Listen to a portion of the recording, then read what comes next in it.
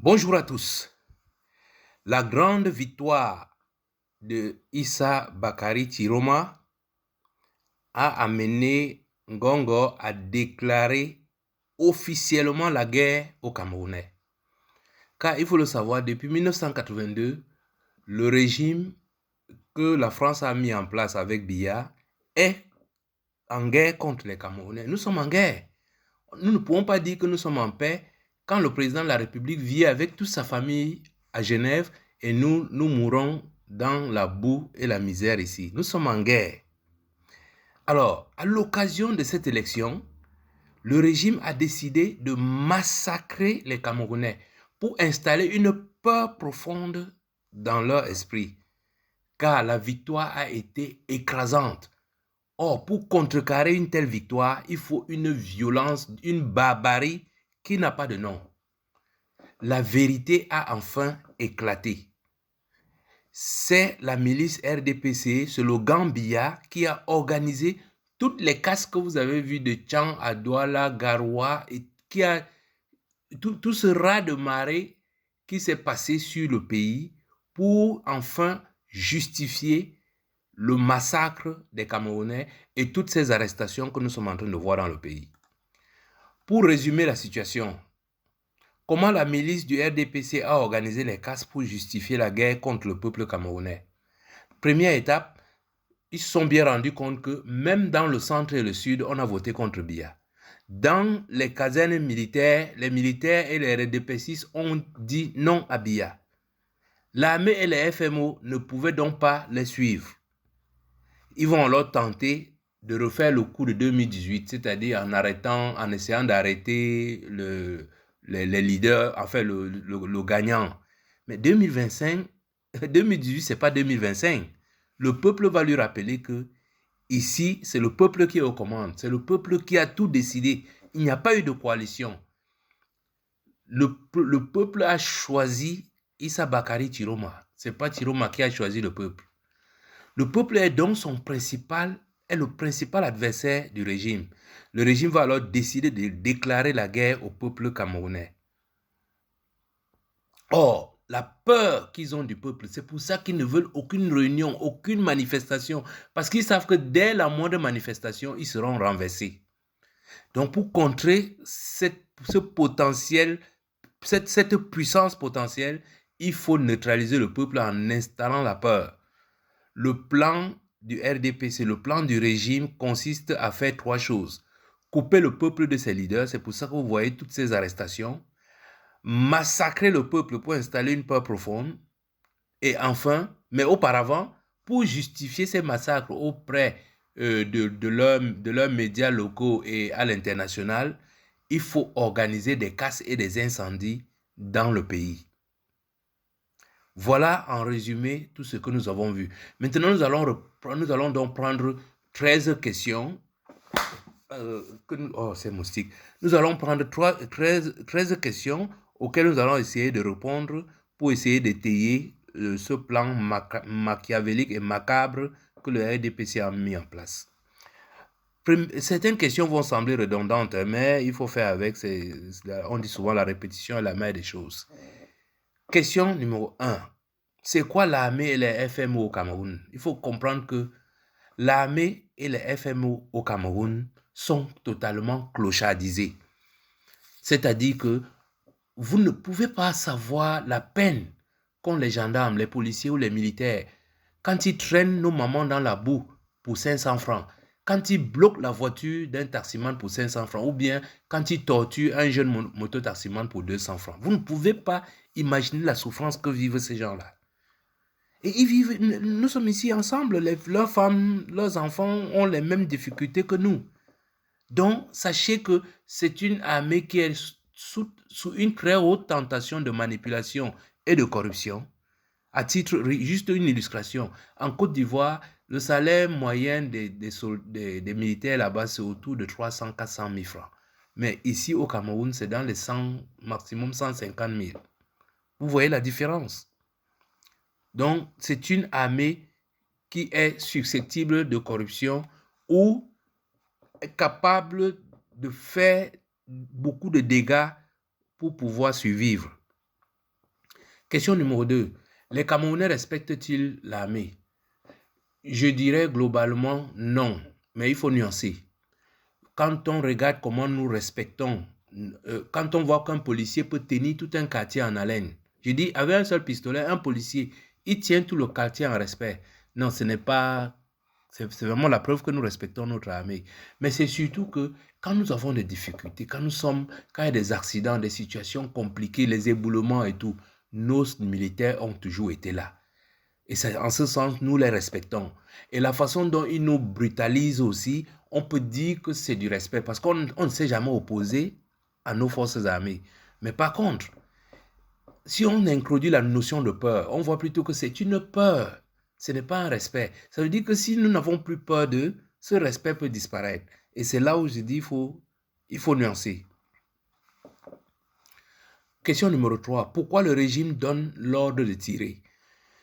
Dans le résumé que je vous ai fait précisément, je vous ai dit, le régime donne l'ordre de tirer pour une simple raison. Le président Tiroma a dit, nous sommes 30 millions et ils sont 3 pecnos. C'est très clair. C'est-à-dire que dans leur tête, ils se disent, si nous ne les violons, si nous ne leur agressons pas une violence inouïe, ils vont se tourner contre nous. Et nous ne pourrons pas résister parce que ce sera une vague qui va balayer. Question numéro 4. Comment justifier toute cette tuerie? Mais ça semble redondant entre donner l'ordre et comment justifier. Alors pour le justifier, ils disent que les gens ont volé du poisson, que les gens ont brûlé les mairies, qu'on a brûlé la maison de parti, qu'on a brûlé les camps. Voilà comment ils justifient cela. Est-ce qu'on peut tuer quelqu'un parce qu'il a volé un poisson? Est-ce qu'on peut tirer sur quelqu'un comme un lapin parce qu'il a brûlé une maison? Non. On est dans un pays de droit, on l'arrête, on l'amène en justice et il va justifier comment dire, il va payer, il va écoper de la peine équivalente aux dégâts ou au crime qu'il a causé. Alors, qui a donc cassé les mairies et les boutiques sur l'ensemble du territoire? C'est la Libye en or que le régime essaie de présenter aux yeux du monde. Parce que je vous dis, cette histoire-là, avec la puissance de la diaspora camerounaise, ça fait du grand bruit jusqu'à New York, jusqu'à Moscou, jusqu'à Pékin. Que pour une question d'élection, il y a l'armée d'un pays qui est en train de tirer sur ses citoyens comme des lapins dans la rue. Personne ne comprend. La Libye que le RDPC a fabriquée, c'est de dire, ce sont des gens qui ont volé du poisson. C'est des gens qui ont brûlé Elekam. C'est les gens qui ont brûlé. Et quand on vous montre même ce qu'on a brûlé, mais c'est pas les Twin Towers à New York qui ont été brûlés. Ce sont des taudis. Beaucoup de ces maisons-là ont été laissées par les Allemands. Et tout ce que vous avez dans notre pays ont été construits par Edio. Biya habite dans une maison qui a été construite par Edio. Tous les ministères sont dans les maisons qui ont été construites. Quand ils vous disent qu'on a brûlé, on a l'impression qu'on a brûlé un bâtiment. Mais non, notre pays est un taudis. Donc, mais de là à utiliser ça comme argument pour aller tuer les gens, je dis non, c'est un peu fort de café. Question numéro 6. Ont-ils le droit de tirer sur le peuple? Je le répète encore ici. Nos forces armées, nos forces de maintien de l'ordre n'ont pas le droit, ils leur ont même interdit de tirer sur le peuple. Ils ont le droit et le devoir de les encadrer. Car c'est notre armée, elle est là pour nous protéger. Elle ne peut se mettre à tirer que si nous sommes menacés. Si les Nigériens viennent tirer sur nous, ou les Centrafricains viennent tirer, ou les Tchadiens nous attaquent, notre armée va riposter.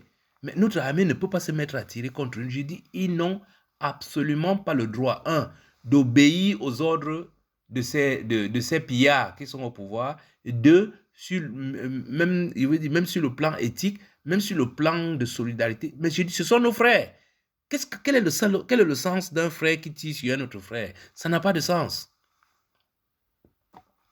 Question numéro 7. Peuvent-ils être poursuivis? Oui, mais régulièrement. Même, vous voyez, depuis que ce régime est entré dans la barbarie, vous avez vu Zelevet, vous avez vu Kumba, vous avez vu, comment on appelait ça, Gadou. Donc, pendant tous ces... On les a sanctionnés, mais comme tout est opaque dans ce pays, est-ce que la sanction a été appliquée ou pas?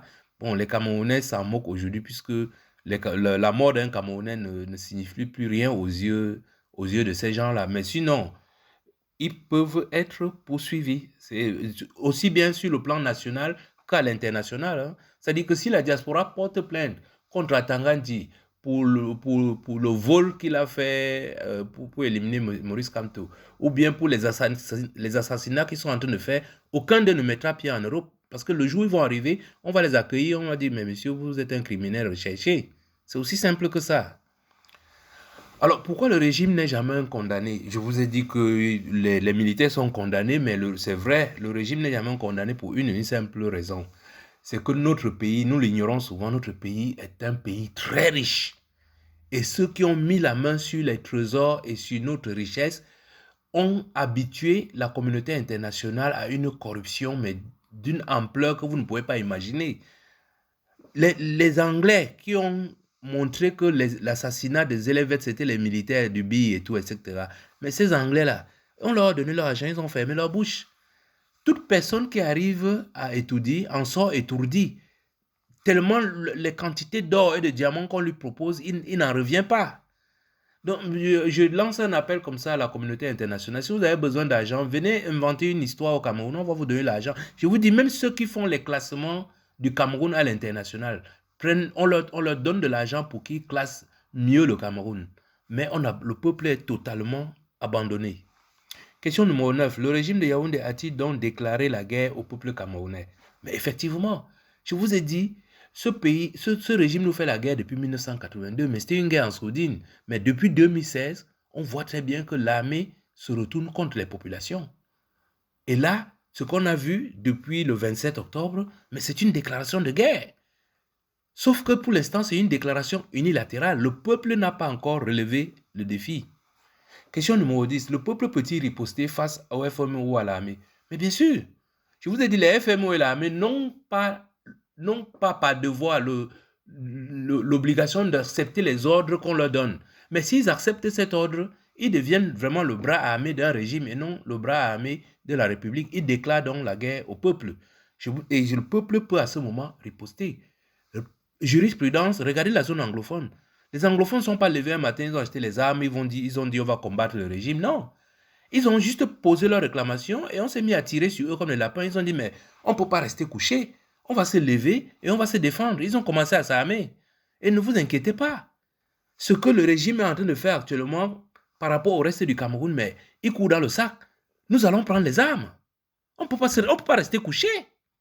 Un peuple, ce sont des hommes debout. Si vous êtes couché, vous n'êtes plus un peuple. Or, comme nous, les Camerounais, nous voulons rester un peuple, on va se mettre debout. Et si notre armée veut se mettre face à nous, ben on va régler ça à la régulière.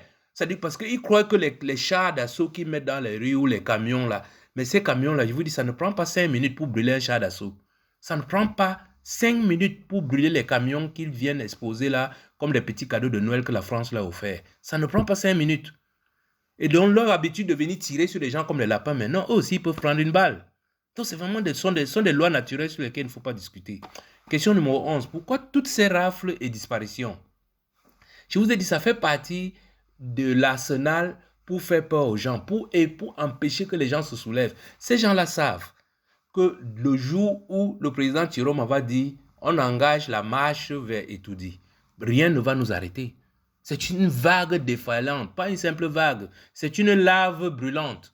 Vous avez vu quand les laves coulent d'un volcan là, rien ne peut arrêter. On a trop souffert, 43 ans de souffrance, c'est énorme. Alors, pourquoi avoir arrêté Abayono, Tchameni et Kani? C'est ce que je vous ai dit, il fallait d'abord couper les leaders.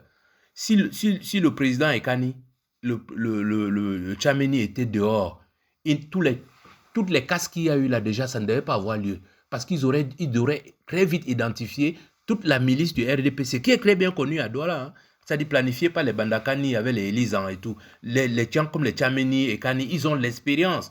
Ils devaient maîtriser toutes ces choses. Et donc, les FMO ne devaient pas avoir des raisons de tirer sur les gens. Donc, on les a arrêtés uniquement pour permettre aux FMO de tirer sur les Camerounais.